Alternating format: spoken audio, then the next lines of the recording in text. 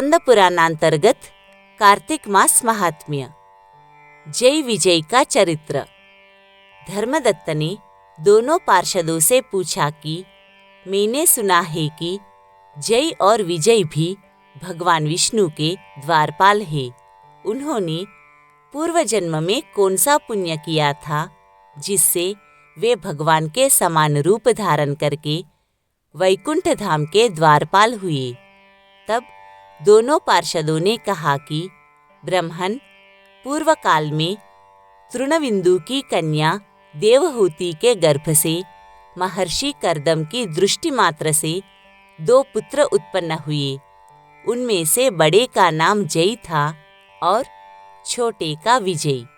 पीछे उसी देवहूति के गर्भ से योग धर्म के जानने वाले भगवान कपिल उत्पन्न हुए। जय और विजय सदा भगवान विष्णु की भक्ति में तत्पर रहते थे। वे नित्य अष्टाक्षर मंत्र ओम नमो नारायणाय मंत्र का जप और वैष्णव व्रतों का पालन करते थे। एक समय राजा मरुक्त ने उन दोनों को अपने यज्ञ में बुलाया।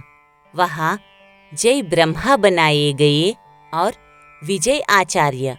उन्होंने यज्ञ की संपूर्ण विधि पूर्ण की। यज्ञांत में अवभृत स्नान के पश्चात राजा मरुक्त ने उन दोनों को बहुत धन दिया। धन लेकर दोनों भाई अपने आश्रम पर गए। वहाँ उस धन का विभाग करते समय दोनों में परस्पर लाग डांट पैदा हो गई।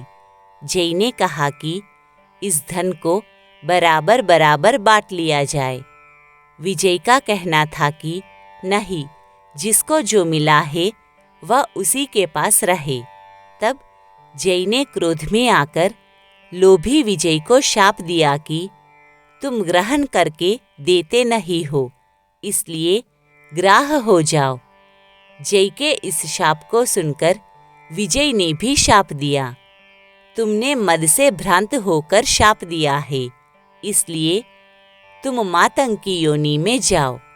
तत्पश्चात उन्होंने भगवान से शाप निवृत्ति के लिए प्रार्थना की। तब श्री भगवान ने कहा कि तुम मेरे भक्त हो, तुम्हारा वचन कभी असत्य नहीं होगा। तुम दोनों अपने ही दिए हुए इन शापों को भोगकर फिर मेरे धाम को प्राप्त होवोगे। ऐसा कहकर भगवान विष्णु अंतर्धान हो गए। तदनंतर वे दोनों गंडकी नदी के तट पर ग्राह और गज हो गए। उस योनि में भी उन्हें पूर्व जन्म का स्मरण बना रहा और वे विष्णु के व्रत में तत्पर रहे। किसी समय वह गजराज कार्तिक मास में स्नान के लिए गंडकी नदी में गया।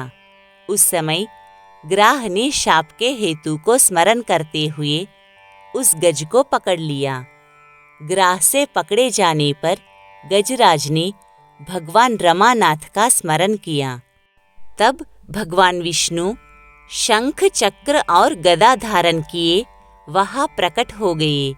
उन्होंने चक्र चलाकर ग्राह और गजराज दोनों का उद्धार किया और उन्हें अपने ही जैसा रूप देकर वे वैकुंठ धाम को ले गए। तब से वह स्थान हरि क्षेत्र के नाम से प्रसिद्ध है।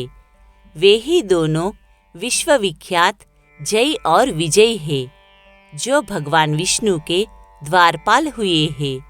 धर्मदत्त, तुम भी मात्सर्य और दंभ का त्याग करके सदा भगवान विष्णु के व्रत में स्थिर रहो, समदर्शी बनो।